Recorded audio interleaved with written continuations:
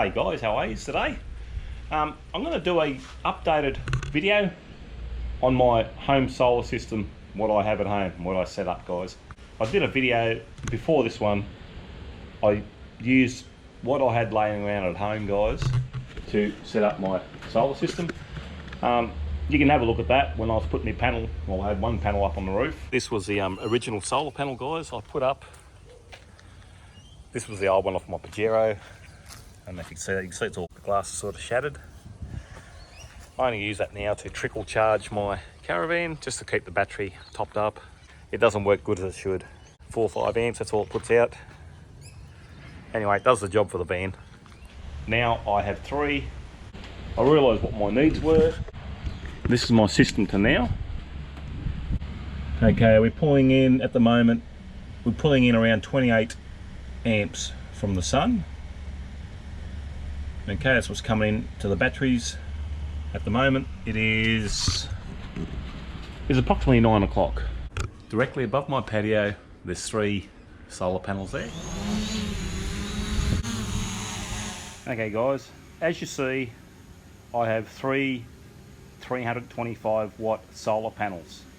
Now I know they're laying flat, but I did this, I didn't want to worry about them when we had severe storms in Queensland, because we get very severe storms. It is best to have them 30 to 45 degrees, I know, but guys, I just didn't want to worry about the storms. They perform very well, guys, very, very well. I put them over there because that section, I had it just next to that pole there on the side of the roof. It was shaded by this tree. That tree there casted a shadow over the panel. So I moved the panels over to that location there on my roof. Now there is a 40 amp breaker up there. Okay, it's 8 BNS cable. It runs down, runs along here, runs along here. Okay guys, runs along here, runs down there, comes down here. Okay, comes down behind here. Right, I've got another 40 amp breaker on this end. Okay, before it runs down, it comes in to my solar controller. Now from my solar controller, it comes out, it goes inside, it comes down here, comes down into, it's another 40 amp breaker that feeds into my batteries. Guys, I have 3 batteries. I have a battery monitor, which I've done a review on. Okay, now out of the batteries, it comes back out. Okay, I have another 40 amp breaker. It comes back up. Okay, and it comes back out through here into a fuse box. I think it's my patio lights, my fridge, and my Anderson plug. So I've got my patio lights I can use at night. These 2 here, guys, control my garden lights out in the garden. So that's with the lights all on.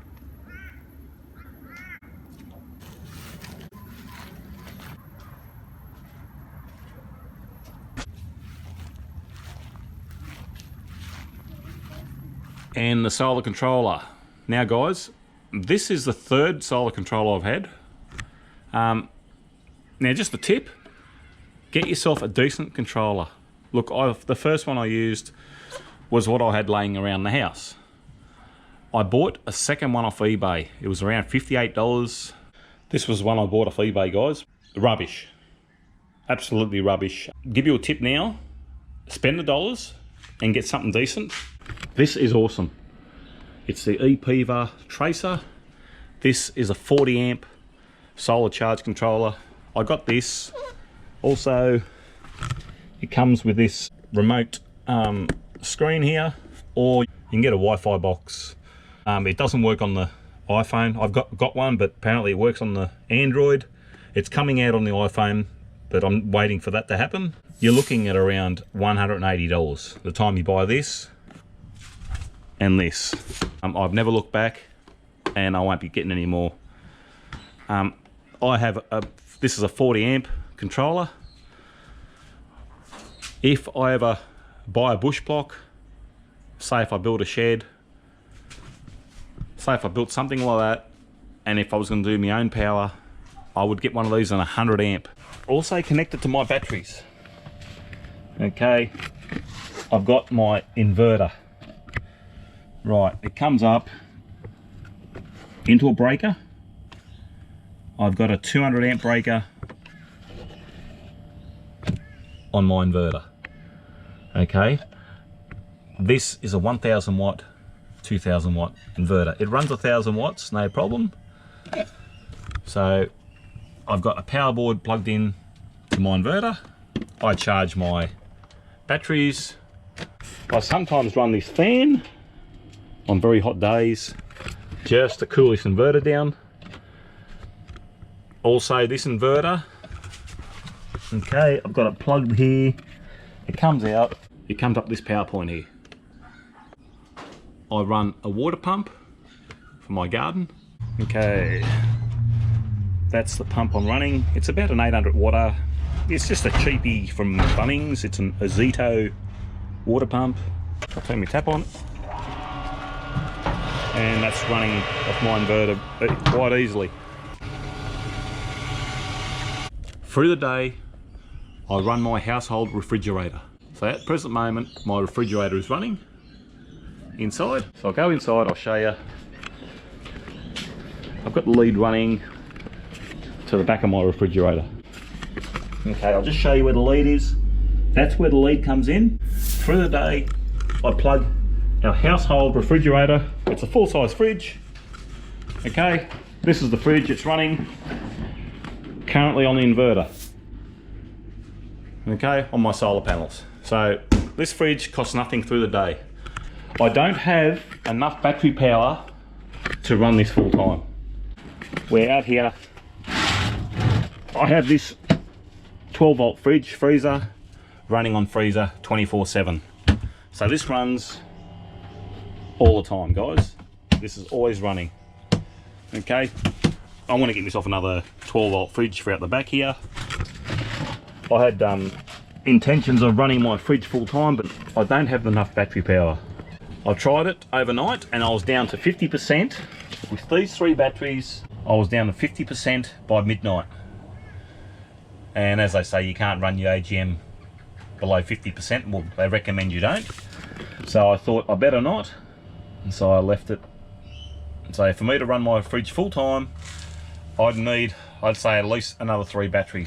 This inverter, guys, is awesome. It is really, really good. I really need a 2000 watter. So I can run my pump, my water pump, and I can run my fridge at the same time. It's just I can only run one or the other because the pump runs 800 watts. The fridge pulls about, probably around 260 watts. And also I want to run a pool pump as well, which runs about 200 watts. So I can run the pool pump and the fridge both at the same time. I just can't run the water pump. I'd have to turn the pool pump off and the fridge off to run the water pump. Later on I'll get a more powerful inverter. But all this, guys, I've just tinkered around, and this is what I've come up with. And this works great. This system works fantastic. It really, really does. I'm still doing improvements on it, but this is what it is to date. It's free power from the sun, guys. It's actually raining. She's pulling in 8 amps. That's not bad. With the 3 panels I got up on the roof, I'm getting 8 amps of current that's coming into my batteries. And as you see, she's overcast and raining. A much welcome sight, I can tell you. We needed the rain. So at the most I've seen this pull in from the panels is around 35 amps.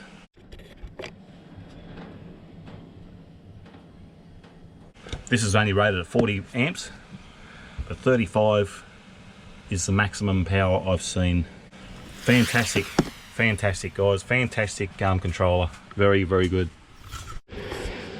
Yeah, guys, so I've got my pool pump running and the household fridge is running, and as you can see, I'm still on 13 volts and still charging. I'm still getting charge on my battery. It's down to 12.8. I'd say the fridge is kicked in. She's pulling in 30 amps from the sun. Okay. She's on 100%. It's just under 13 volts, but I have the fridge running inside. I've got the pool pump running, and I have this fan running. And these battery chargers are actually on, but they're not charging anything. In the event the sun's not out, I just won't run the pool pump. So if I've got if I'm not pulling in many amps, I just won't run the pool pump. I only run the pool pump pretty much from 10 o'clock in the morning to 2 o'clock in the afternoon every day.